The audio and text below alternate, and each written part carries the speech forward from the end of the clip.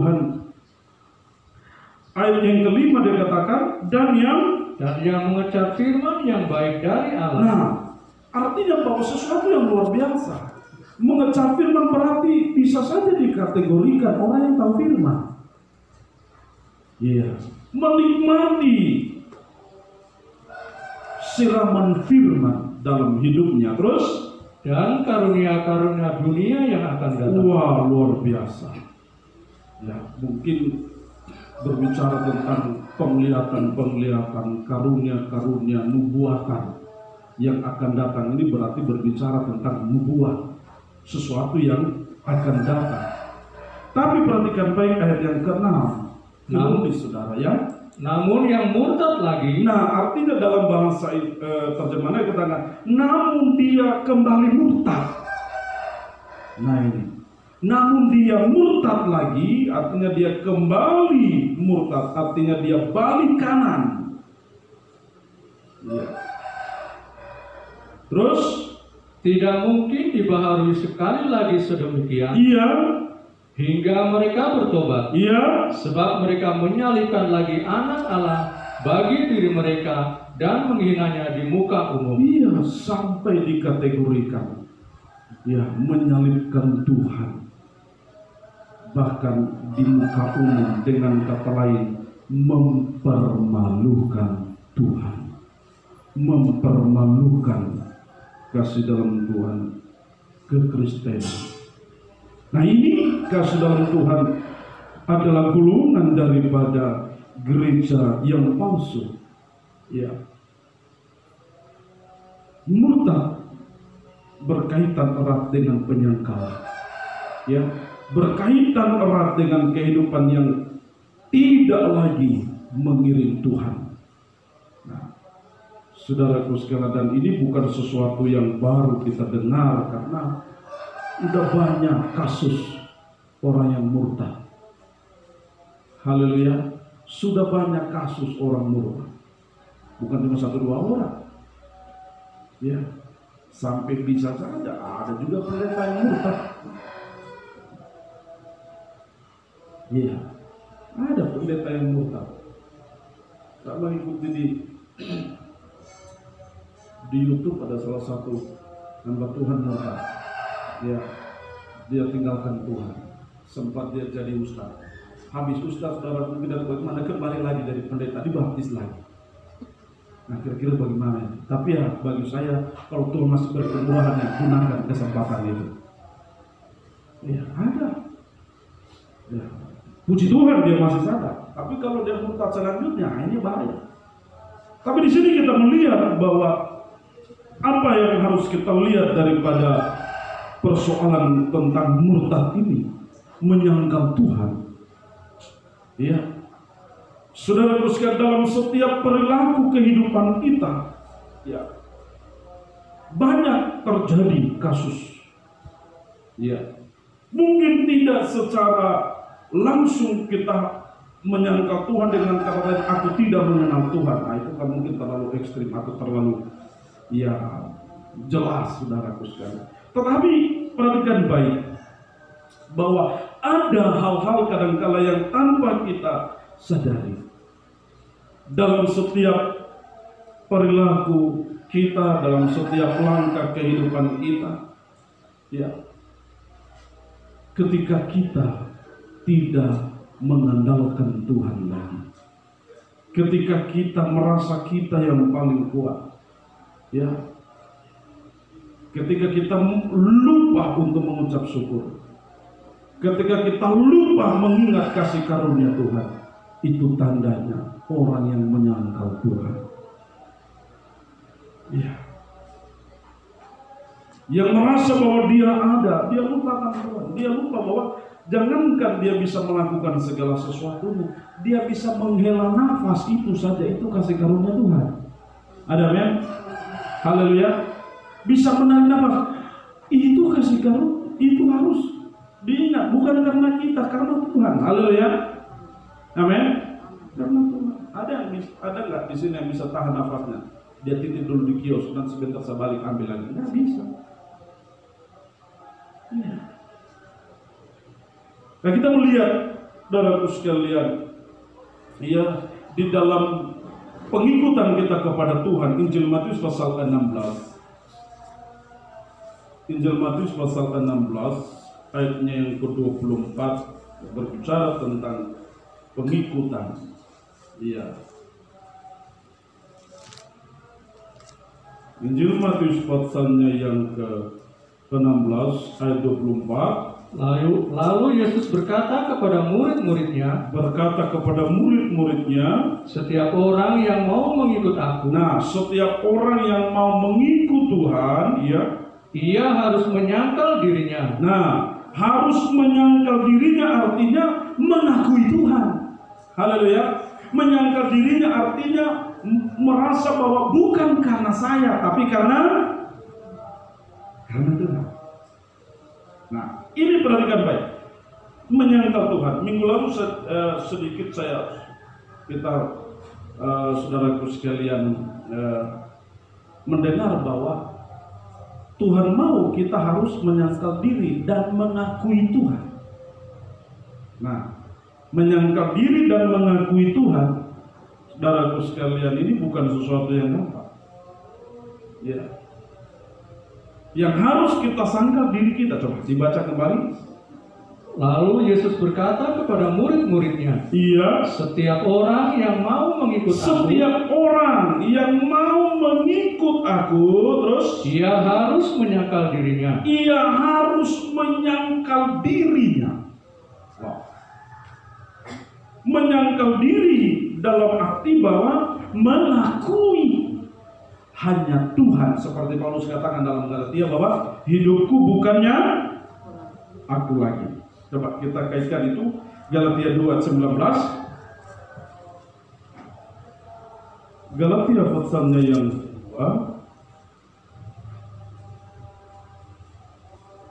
ayatnya yang ke-19. Sebab aku telah mati oleh hukum Taurat. Iya. Untuk hukum Taurat, supaya aku hidup untuk Allah.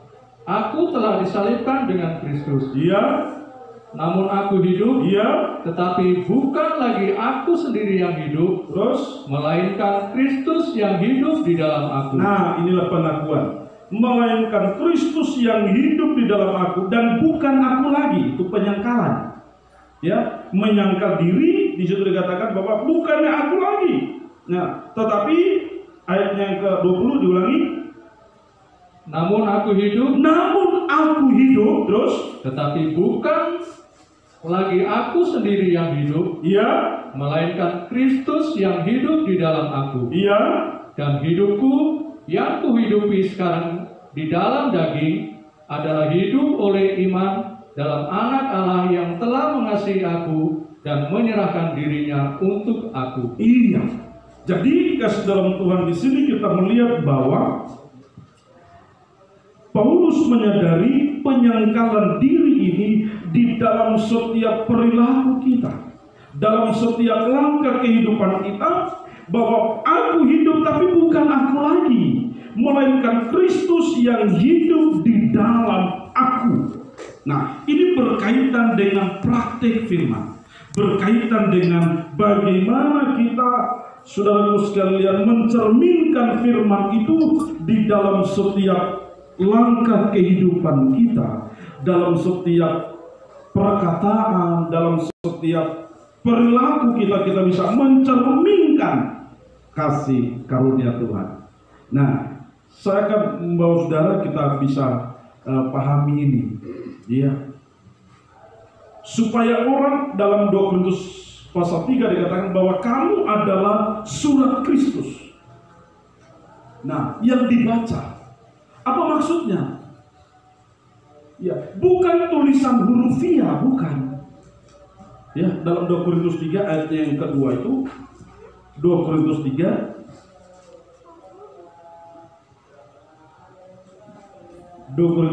ayat yang kedua. Kamu adalah surat pujian kami, iya, yang tertulis dalam hati kami dan yang dikenal yang dikenal dan yang dapat dibaca oleh semua orang. Dibaca, dikenal dan yang dapat dibaca oleh semua orang. Ini dalam arti bukan dalam tulisan, tetapi saudara terpancar dalam perilaku. Haleluya. Terpancar dalam perilaku kita setiap waktu. Mencerminkan Tuhan dalam setiap langkah kehidupan kita. Ya. Dan ini juga berkaitan erat dengan pengakuan Tuhan. Ya, bahwa aku hidup namun bukan aku lagi, tetapi Kristus yang diam. Nah, yang diam di dalam aku itulah yang terpancar lewat perkataan, lewat perilaku kita, tingkah laku kita, mencerminkan Kristus. Ya. Yang harus kita sangkal adalah daging kita, menyangkal daging, menyangkal diri kita, dan mengakui Tuhan. Ya, sehingga kasih dalam Tuhan kita bisa menjadi saksi. Ya, bahwa kalau aku ada karena Tuhan, haleluya, aku bisa melakukan ini dan itu karena Tuhan. Dengan kata lain, saya katakan tadi, orang yang tidak menyadari itu adalah wujud daripada penyangkalan, menyangkal Tuhan. Orang tidak pernah mengingat bahwa kalau aku bisa karena Tuhan. Dia melupakan bahwa semua karena hasil karya Tuhan. Ini ciri orang yang menyangkal Tuhan. Meskipun saya katakan tadi, tidak langsung dari bibirnya. Ya. Tetapi kasih dalam Tuhan ketika dia tidak mengakui. Ya. Tidak pernah mengingat kasih Tuhan, kebaikan Tuhan dalam setiap kehidupannya. Ya, nggak mungkin bisa. Oh, haleluya, haleluya. Ya, saudaraku sekalian, yang biasanya pada umumnya kita mengingat kasih Tuhan itu saat ulang tahun.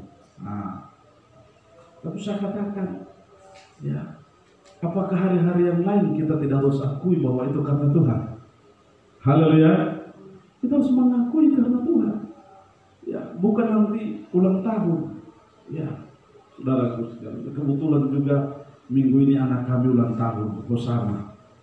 Ya, sekolah minggu diundang nanti jam 3 kan? Ya, sekolah minggu di sini yang mungkin tidak ada kesibukan, ya jam 3 sore, tapi bukan di sini di SP2. Iya, boleh bergabung sekolah minggu acara ulang tahunnya anak kami Hosana. Bukan hari Rabu, hari Kamis, maafkan. Hari Kamis, bukan hari Rabu, hari Kamis.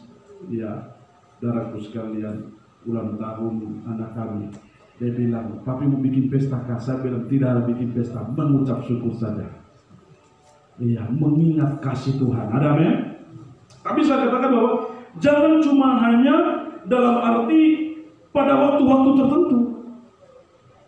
Ya, tapi perhatikan baik, yang bisa dikenal dan yang dapat dibaca oleh semua orang. Dalam Amsal, kita melihat Amsal 3. Ya. Amsal 3. Ya. Ayatnya yang ke-5. Mulai Amsal 3 ayat yang ke-5. Percayalah kepada Tuhan dengan segenap hatimu. Percayalah kepada Tuhan dengan segenap hatimu. Dan janganlah bersandar kepada pengertian sendiri. Nah, ini artinya menyangkal diri. Ya. Jangan bersandar kepada pengertian kemampuan sendiri. Ayat 6, perhatikan baik. Akuilah dia dalam segala lakumu. Ada amin? Akuilah dia dalam setiap laku, dalam setiap perilaku kita. Dalam setiap langkah kehidupan kita mengakui, bukan menyangkal. Iya. Kita harus mengakui bahwa kalau kita ada, kita akui Tuhan semua karena anugerah-Mu. Haleluya. Mengakui, saudaraku sekalian, jangan nanti saya katakan tinggal tarik-tarik kaki sebelah, tidak ada Tuhan kalau. Jangan. Ya, kalau kita bisa sehat, masih kita ini, saudaraku sekalian, semua karena anugerah Tuhan. Oh, haleluya. Saudara perhatikan baik, siapa yang menulis Amsal? Amsal yang menulis adalah Raja Salomo. Siapa Raja Salomo? Raja yang memiliki hikmat, yang punya hikmat yang luar biasa. Firman Tuhan katakan. Ya, makanya dia uraikan hikmatnya itu di dalam Amsal ini sebagai wujud pengakuan bahwa di dalam Tuhanlah segalanya. Dia yang mengatakan bahwa ayat yang ke-16, umur panjang ada di tangan kanannya, kekayaan dan kehormatan ada di tangan kiri. Dia mengakui, saudara perhatikan baik, siapa Salomo? Itu Salomo bukan orang miskin, kan? Salomo itu orang kaya. Sampai gelasnya, cawannya itu dari emas, saudara. Dia bikin teh, dia bikin kopi tiap hari itu di emas. Kita gelas, dia punya emas. Gading dia buat dari emas. Penghasilan Salomo itu kalau saudara hitung, error kalkulator, saudara. Penghasilan yang luar biasa. Zaman Salomo perak tidak berlaku, firman Tuhan berkata, emas. Itu penghasilan Salomo. Ya, luar biasa. Tetapi kalau kita membaca, ada dua yang saudaraku sekalian Salomo tulis, pengkhotbah atau Al-Khatib, pengkhotbah dengan Amsal ini adalah tulisan Salomo. Dia menulis, semua usaha di bawah matahari adalah sia-sia untuk menjaring angin kalau tanpa Tuhan. Haleluya. Amin. Dia yang menulis, saudaraku sekalian. Kenapa? Karena dia melihat dalam pengalaman pribadinya bahwa yang mampu memuaskan dia hanya Tuhan. Haleluya. Yang mampu memuaskan jiwa manusia hanyalah Tuhan. Ya. Inilah kadang-kala manusia tertipu. Setan datang membawa penipuan. Saudaraku sekalian, modusnya adalah tipu daya setan. Menawarkan kepuasan, tapi kepuasan yang semu. Kepuasan yang hambar. Sebab kita jangan tertipu. Manusia, jiwa manusia itu hanya puas ketika dia ada dalam Tuhan. Sudah percaya? Kepuasan kita hanya ada di dalam Tuhan. Akuilah dia dalam segala lakumu, terus maka ia akan meluruskan jalan. Maka ia akan meluruskan jalan. Apa maksudnya? Maka dia akan menggiring langkah kita di jalan yang lurus. Ya. Kenapa? Kalau kita kaitkan ini, saudaraku sekalian, berarti orang yang tidak mengakui Tuhan dalam setiap lakunya adalah kehidupan yang berada pada jalan yang bengkok. Ya. Tidak berjalan pada jalan yang lurus. Kenapa? Dia lupa Tuhan. Akuilah dia dalam segala lakumu, bukan untuk disangkal. Sama seperti Paulus tadi, yang diakui Tuhan, yang disangkal adalah diri kita. Amin. Maka tadi katakan ayat yang selanjutnya, dan janganlah bersandar kepada pengertianmu sendiri. Seolah-olah kita hebat, seolah-olah kita bisa. Di sini dikatakan jangan bersandar kepada pengertianmu sendiri. Siapa kita manusia? Ya. Manusia kita ini terbatas. Ya, manusia kita ini terbatas. Ya. Kadang-kala manusia mencoba yang di luar batas. Padahal manusia itu terbatas. Mencoba yang di luar batas. Yang spektakuler, saudaraku sekalian, ini manusia. Padahal faedahnya nggak ada, nggak ada gunanya. Ya, ujung-ujungnya saudaraku mencari sesuatu yang di luar batas itu hanya ujung-ujung cari nama, untuk terkenal, untuk tersohor, untuk diakui. Ini kan yang setan tawarkan sekarang. Ya, lewat dunia maya, setan menawarkan terkenal, viral tiba-tiba diundang ke Jakarta. Wah, saudaraku sekalian, sesuatu yang ini setan menawarkan itu, memberikan panggung untuk manusia diakui.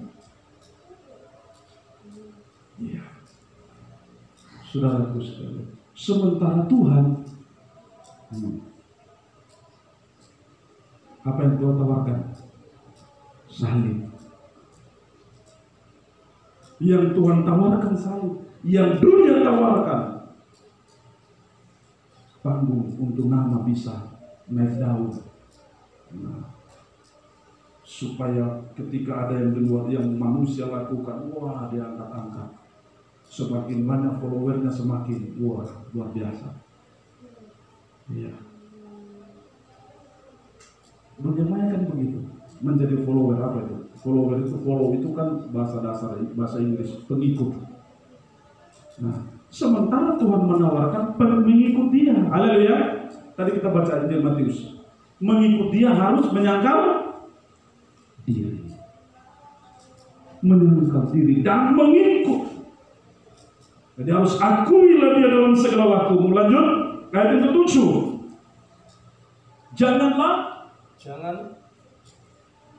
Janganlah engkau menganggap dirimu sendiri bijak. Nah, haleluya. Jangan menganggap dirimu hebat. Jangan menganggap dirimu bijak. Jangan menganggap kita hebat dan luar biasa. Terus, takutlah akan Tuhan dan jauhilah kejahatan. Haleluya. Apa kejahatan? Kejahatan yang paling jahat itu tadi saya katakan, tidak mengakui Tuhan, menyangkal Tuhan. Saudaraku, ya, tidak percaya Tuhan, itu kejahatan yang paling jahat. Ya. Kenapa? Kalau dia tidak percaya Tuhan dalam Yudas tadi, menyangkal Tuhan, itu dosa yang diambang kehancuran. Kalau dalam terang tabernakel, kalau sampai menyangkal Tuhan, itu di pintu gerbang sedikit saja tampias keluar. Iya. Dosa yang terbesar tidak percaya Tuhan. Karena siapa lagi yang mau tolong kalau tidak percaya? Sementara kita ditolong oleh Tuhan hanya satu, lewat percaya. Loh, kalau tidak percaya mau tertolong bagaimana? Kriteria manusia diselamatkan percaya di dalam namanya Yesus. Makanya Paulus katakan, hidup kami bukan karena melihat, tetapi karena percaya. Itu Paulus. Nah, saya katakan, kalau percaya itu sebagai dasar utama untuk selamat. Nah, kalau tidak percaya, bagaimana mau selamat? Tidak mengakui Tuhan. Ya. Biar dia mau poles hidupnya bagaimana, dia mau setting hidupnya bagaimana, berbuat baik, ramah dan sebagainya, lalu mungkin alim atau mungkin ya berbagai macam. Tapi kalau tidak percaya Yesus, nggak bisa. Haleluya, nggak bisa.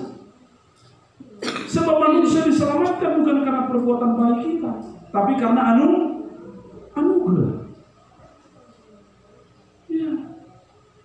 Tapi sebaliknya, meskipun dia mungkin latar belakang yang tidak baik, latar belakang hitam kelam, kalau dia masih percaya Yesus dan dia mau berbalik kepada Tuhan, dia selamat. Haleluya, haleluya. Ada keselamatan.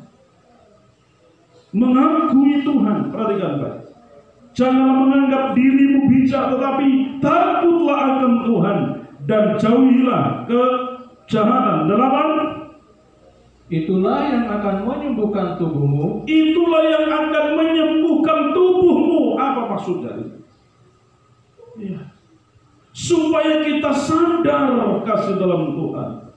Kita kuat, kita mampu karena Tuhan. Haleluya. Amin. Karena Tuhan. Ya, terus Dan menyegarkan tulang-tulangmu. iya, semangat. Ya, makanya Paulus dia berani katakan bahwa meskipun itu yang dituangkan di dalam lagu psalm itu kan uraian kata-kata dari firman Tuhan dalam 1 Korintus.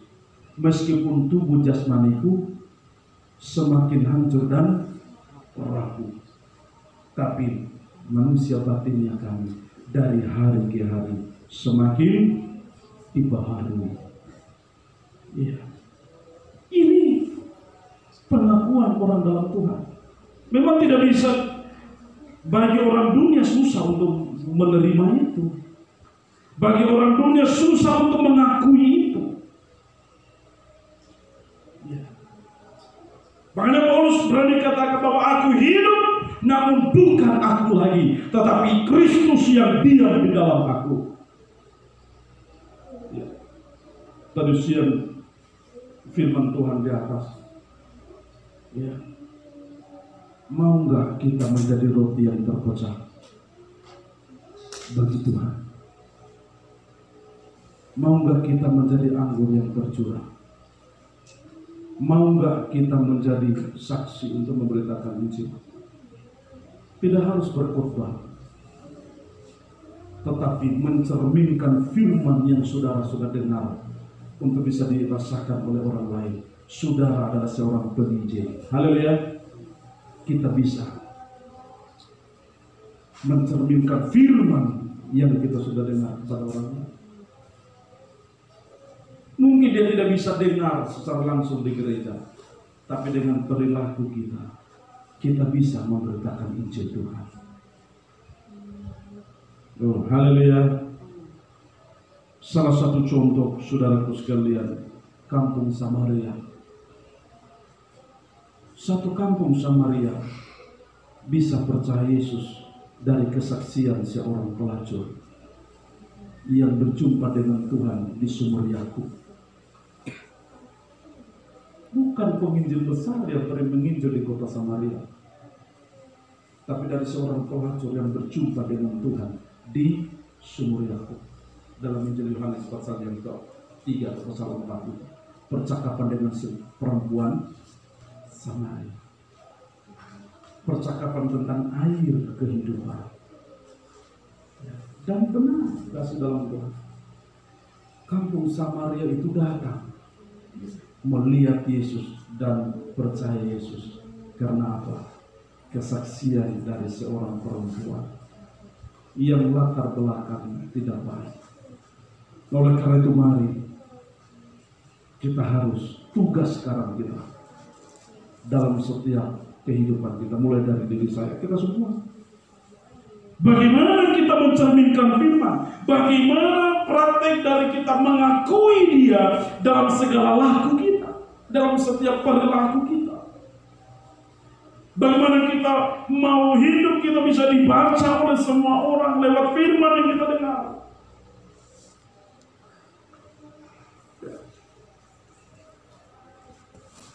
Untuk menjadi roti yang terpecah, sakit sudah. Haleluya. Untuk menjadi anggur yang tercurah itu sakit.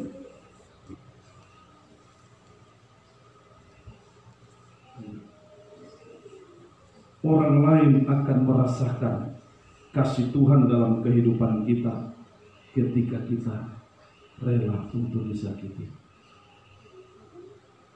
Memang untuk memahami ini hanya dengan iman kita bisa terima. Ya. Kenapa saya katakan demikian? Susah untuk kita pahami. Kita sudah berbuat baik sama orang, kita sudah berbuat yang terbaik. Istilahnya saya sudah kasih jantung, dia mau hati lagi. Apa terbalik? Saya sudah kasih hati, dia mau jantung. Saya sudah kasih jantung, tapi udah mau lambung lagi. Dia kasih lambung, dia minta ginjal lagi. Sudah habis semuanya, apa lagi dia minta? Sudah tidak ada. Haleluya. Tapi bagaimana kasih dalam Tuhan orang bisa merasakan kasih Tuhan itu dalam kehidupannya? Memang di saat kita tidak nyaman, saudaraku sekalian. Ya. Apalagi ketemu orang yang memang jahat, orang yang tidak kenal Tuhan, dia sakiti kita, tetap kita baik. Aduh, rasanya berat.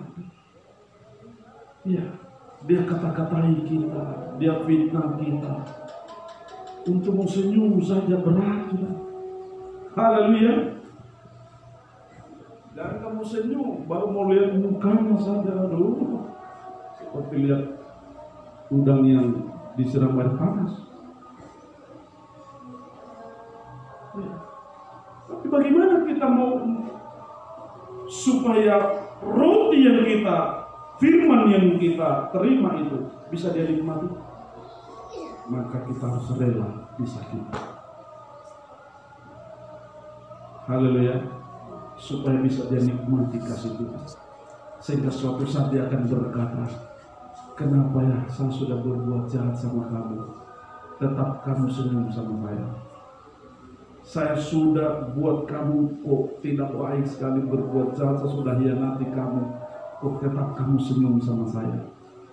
Ini membuktikan kita mengakui Tuhan dalam perilaku. Kenapa? Karena bukan aku yang hidup, tapi Kristus yang hidup. Haleluya. Di dalam diri. Dan memang ini sakit, tidak dapat. Ya. Ada suatu anak Tuhan bersaksi, menghadapi kasih dalam Tuhan. Dia katakan bahwa menghadapi orang semacam itu hanya pandang korban Kristus. Saya katakan amin. Memang di situ letak kekuatan kita. Kalau kita tidak memandang korban Kristus, aduh, ya, akan tidak membawa keuntungan bagi diri kita. Ya, dia bilang saya kuat karena Tuhan. Ya, kita sudah berbuat baik. Sudah 3-4 kali saya datang dengan baik, disambut dengan yang tidak baik. Ya, sudah dia begini, dia tusuk lagi dari belakang lagi. Aduh, ya. Tapi dia bilang kalau bukan Tuhan, saya katakan puji Tuhan. Kalau engkau mengakui karena itu karena Tuhan, Tuhan memberkati kamu. Karena memang kita bisa berbuat ini dan itu, terlebih kita bisa berbuat baik kepada orang yang jahat sama kita. Itu kasih karunia dari Allah. Haleluya, kasih karunia. Yang memang saya katakan tidak dapat, dan itu salib. Harus belajar menyangkal diri dan mengakui Tuhan.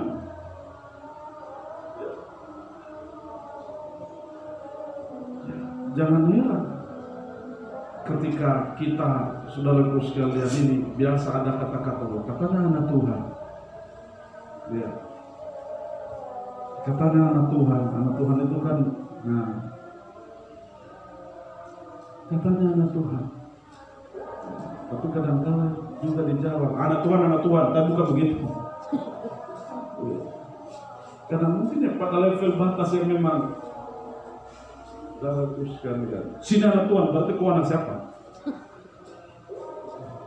Satu ada hamba Tuhan dia bilang begini, karena rapat tidak kunjung, ini rapat hamba-hamba Tuhan dan bukan di kalangan kita, amin. Iya, di kalangan, ya, di luar planet sana. Ya, rapat-rapat tidak ada jalan apa titik ketemunya, saudara. Dan dia bilang sudah, kalau tidak ada jalan keluar di jalan. Wah, saya bilang ini kalau sudah keluar di jalan berarti sudah lain cerita.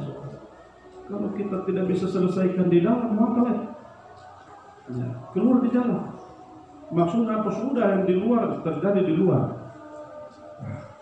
Bagaimana kita bisa mencerminkan kasih Tuhan?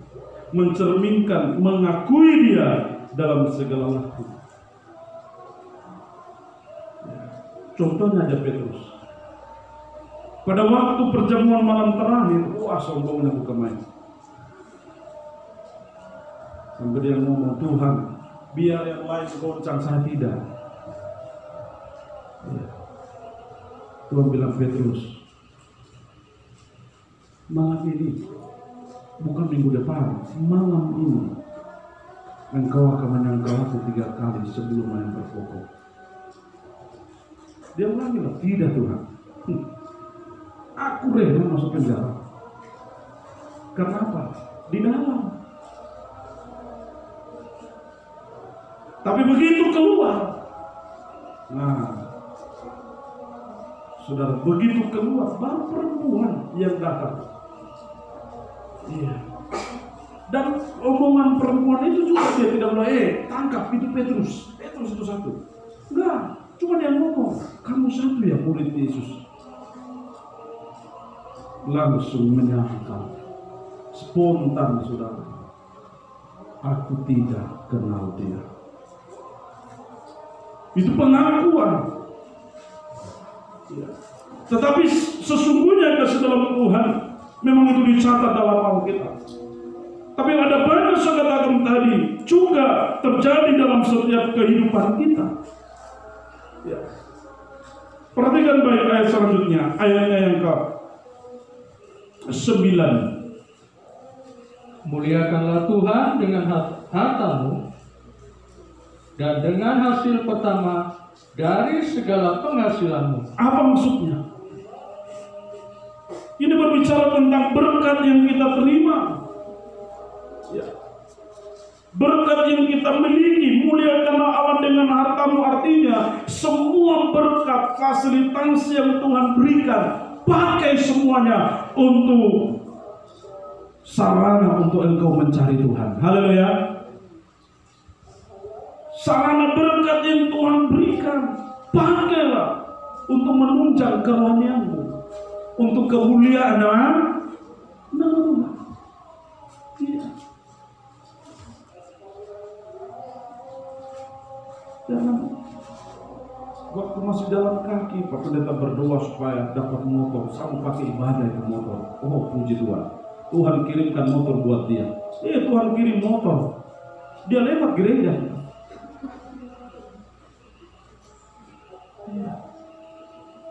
Pada waktu jalan kaki dia setia. Begitu Tuhan kirim motor, justru gereja dia ada, dia klakson lagi gereja. Tapi di sini tidak ada saudara. Haleluya. Cuma di sana sini yang banyak. Artinya semua berkat yang Tuhan karuniakan buat kita, kita pakai untuk kemuliaan nama Tuhan. Itu juga merupakan suatu pengakuan. Itu juga merupakan suatu pengakuan kita kepada Tuhan. Iya. Ketika harta benda kita pakai untuk kemuliaan nama Tuhan. Ya. Kita pakai untuk menyembah Dia, kita pakai untuk semuanya untuk kemuliaan Tuhan. Ya. Mari kasih dalam Tuhan sama mengajak kita. Ya. Jangan sampai menyangkal Tuhan dalam setiap langkah kehidupan kita. Ya. Sebagai anak Tuhan, apalagi di tengah-tengah pembatasan-pembatasan yang ada. Ya, ayo, mari kasih dalam Tuhan. Ya, kita harus mencerminkan langkah kita, perkataan kita, ya, untuk kemuliaan nama Tuhan. Ya. Injil Yohanes pasal yang Injil Yohanes. Kita melihat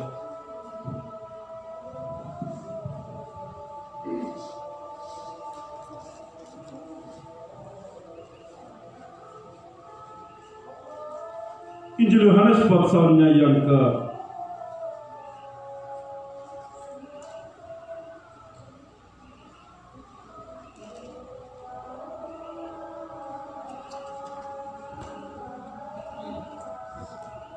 9.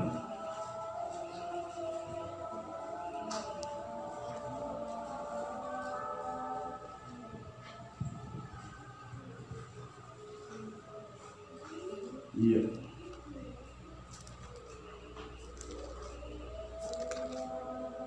Ayatnya yang ke 13 saja langsung.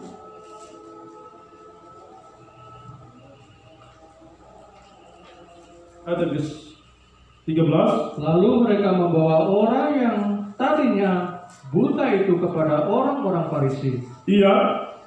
Adapun hari waktu Yesus mengaduk tanah dan memelihara mata orang itu adalah hari Sabat. Iya. Karena itu orang-orang Farisi pun bertanya kepadanya, bagaimana matanya menjadi melek? Iya. Jawabnya, ia mengoleskan adukan tanah pada mataku, lalu aku membasuh diriku dan sekarang aku dapat melihat. Terus Maka kata sebagian orang-orang Farisi itu, orang ini tidak datang dari Allah, sebab ia tidak memelihara hari Sabat. iya. Sebagian pula berkata, bagaimanakah seorang berdosa dapat membuat mujizat yang demikian? Terus Maka timbullah pertentangan di antara mereka. iya. Perhatikan baik di dalam ayatnya yang ke 24. Lalu mereka memanggil sekali lagi orang yang tadinya buta itu. Di panggilan kedua, panggil lagi, penasaran. Nah, tapi kita melihat bahwa apakah orang buta ini harus menyangkal? Ya.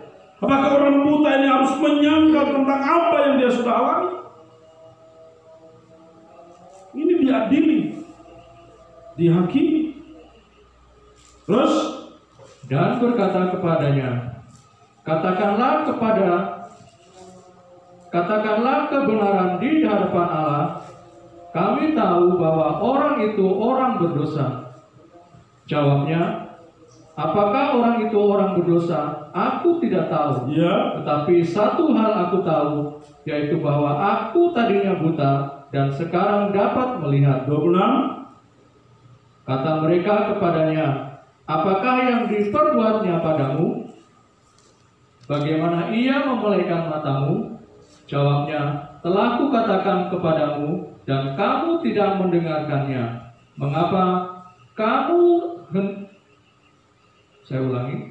Jawabnya, telah kukatakan kepadamu dan kamu tidak mendengarkannya. Mengapa kamu hendak mendengarkannya lagi? Terus Barangkali kamu mau menjadi muridnya juga. 28. Sambil mengejek mereka mereka berkata kepadanya, engkau murid orang itu, tetapi kami murid-murid Musa. Terus Kami tahu bahwa Allah telah berfirman kepada Musa, tetapi tentang dia itu kami tidak tahu dari mana ia datang. Jawab orang itu kepada mereka, aneh juga bahwa kamu tidak tahu dari mana ia datang, sedangkan ia telah memelihara mataku. Iya, saudara baca di rumah. Ini orang yang benar-benar tidak mau tahu, saudaraku sekalian, dengan apapun kondisi di sekelilingnya, karena dia mengecap kasih karunia Tuhan, dia mengecap kebaikan Tuhan, dia mengalami mujizat Tuhan. Ya, tidak mau tahu, dia mengakui bahwa Tuhanlah yang menyembuhkan dia. Haleluya. Saudara perhatikan baik ayat selanjutnya. Jawab mereka, engkau ini lahir sama sekali dalam dosa, dan engkau hendak mengajar kami. Lalu mereka mengusir dia keluar. Meskipun dia diusir, dia tidak harus menyangkal Tuhan. Dia tetap percaya. Dan benar ayat selanjutnya, Yesus mendengar bahwa ia telah diusir keluar oleh mereka. Kemudian ia bertemu dengan dia dan berkata, percayakah engkau kepada Anak Manusia? Jawabnya, siapakah dia Tuhan, supaya aku percaya kepadanya? Kata Yesus kepadanya, engkau bukan saja melihat dia, tapi dia yang sedang berkata-kata dengan engkau, dialah itu. Katanya, aku percaya Tuhan. Lalu ia sujud menyembahnya. terjadi pengakuan sampai menyembah Tuhan. Haleluya. Dalam kehidupan kita juga, saya katakan tadi, kita tidak bisa menyangkal, kita tidak bisa memungkiri segala kebaikan Tuhan dalam diri kita. Haleluya. Kalau kita bisa ada, semua karena Tuhan. Ya, saya bisa berdiri juga karena Tuhan.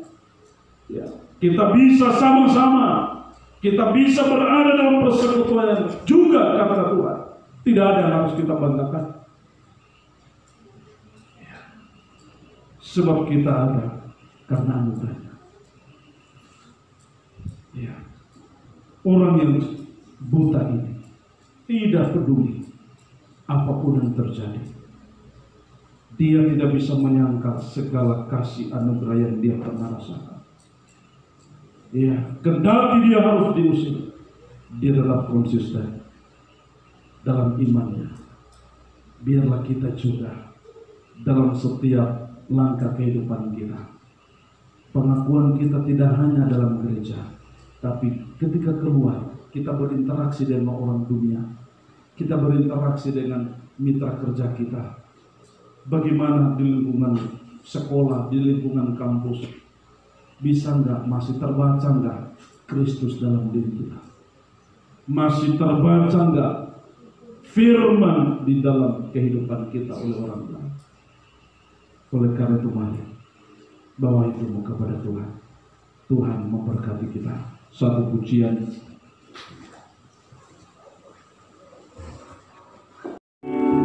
Bukan karena kebaikan-Mu, bukan karena rupa-Mu, bukan karena kecakapan-Mu, Kau dipakainya, bukan karena kelebihan-Mu, bukan karena baik rupa-Mu, bukan karena kecakapan-Mu, Kau dipanggil, Kau dipakainya.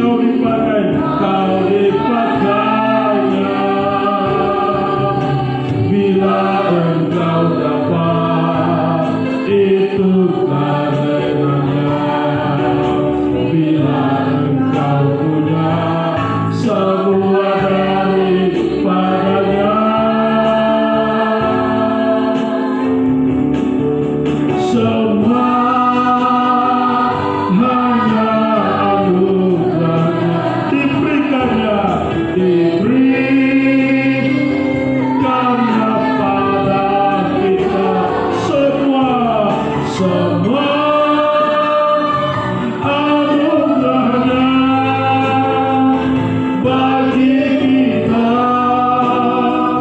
Jika Engkau dipakainya, kita bangkit berdiri, bukan karena kebaikan-Mu, bukan karena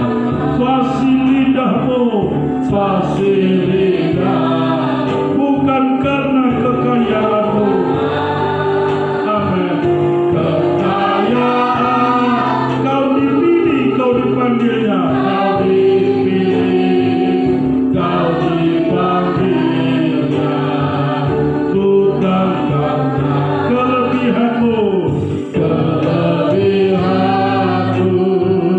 bukan karena baik rupa-Mu,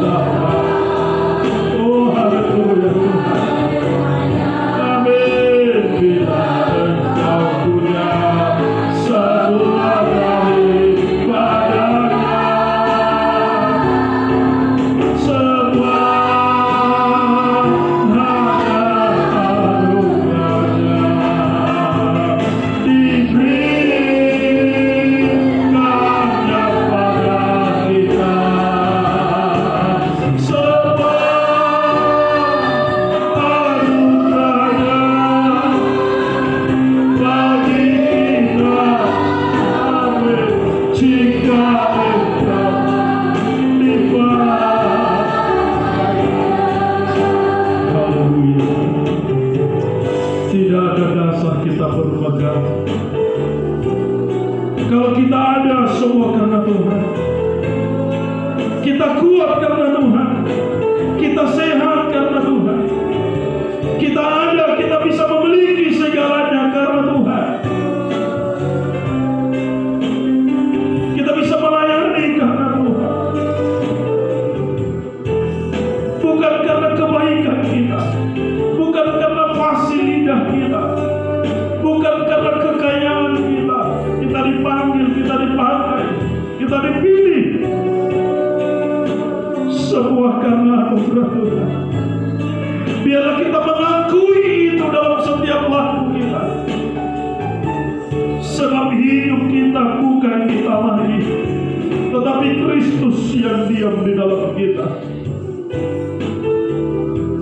Jangan pernah menyangkal Tuhan. Apa yang engkau miliki, apa yang engkau punyai, semua karena Tuhan. Jangan pernah melupakan karena kasih.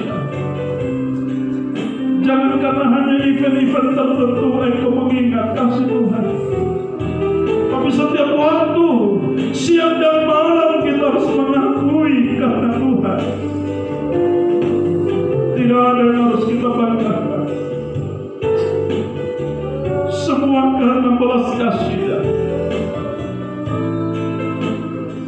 Dalam setiap langkah kehidupan kita, kita harus mengakui semua karena Tuhan. Semua karena anugerah Bapa. Semua karena belas kasih-Mu. Haleluya. Bukan karena kebaikan-Mu, bukan karena kebaikan-Mu, bukan karena fasih lidah-Mu, bukan karena kekayaan-Mu, kekayaan-Mu. Kau dipilih, kau dipilih, kau dipanggilnya, kau dipanggilnya. Bukan karena kelebihan-Mu, kelebihan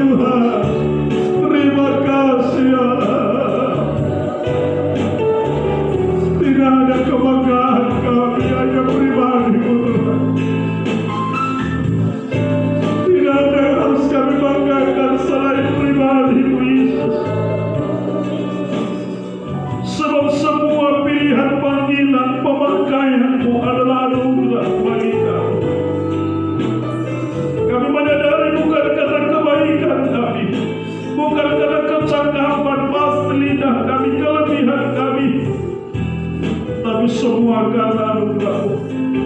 Biarlah kami mau belajar memancarkan Tuhan firman-Mu, kasih-Mu bagi dunia, sehingga dunia boleh mengenal Engkau.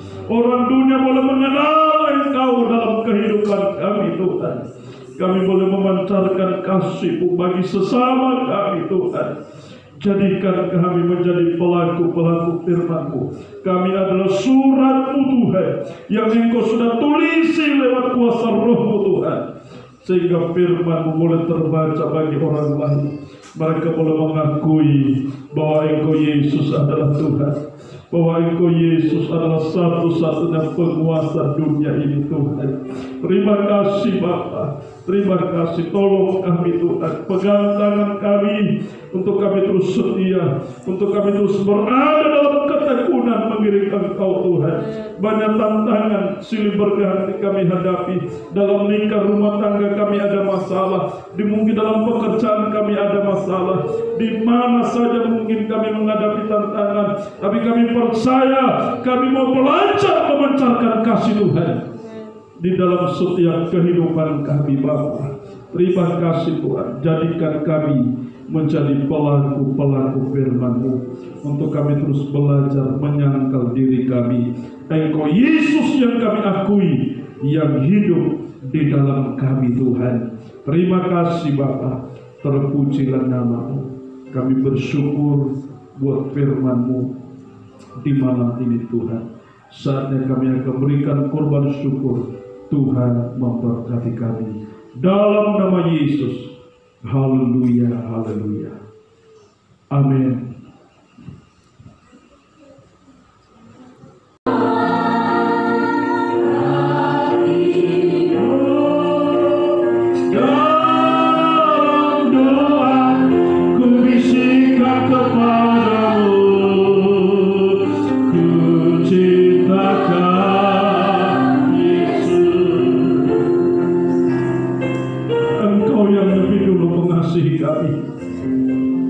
Karena kasih-Mu nyata bagi kami Tuhan, kami tidak bisa menyangkal segala kebaikan-Mu Tuhan dalam setiap pribadi di rumah tangga kami.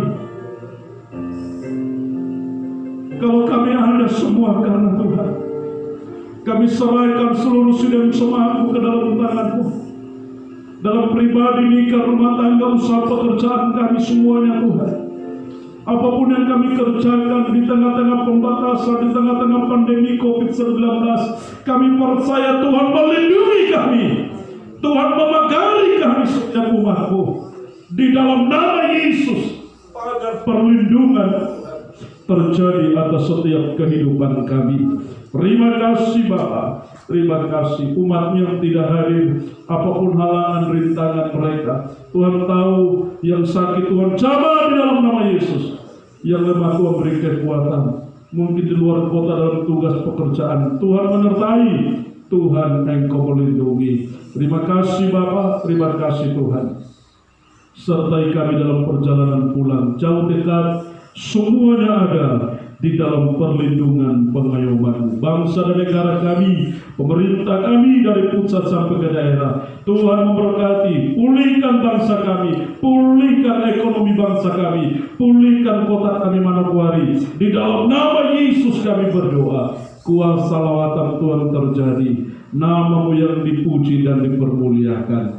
Terima kasih Bapa, pelayanan kami di tempat ini, kami mengumpuli sebidang tanah. Tuhan, kami percaya bahwa Tuhan sudah menyediakan segalanya. Kami hanya beriman percaya sungguh akan janji-Mu Tuhan. Terima kasih Bapa, inilah kami serahkan seluruh hidup kami, tubuh, jiwa dan roh kami adalah milik-Mu selamanya. Kekasih-kekasihnya Tuhan, kembalilah dengan membawa berkat, rahmat anugerah dari Allah Bapa, cinta kasih sayang dari Tuhan Yesus Kristus, persekutuan penghiburan penyertaan Allah Roh Kudus tinggal menyertai kita mulai dari malam ini sampai Maranatha, dalam nama Tuhan Yesus Kristus. Haleluya, amin. Shalom. Tuhan memberkati kita. Selamat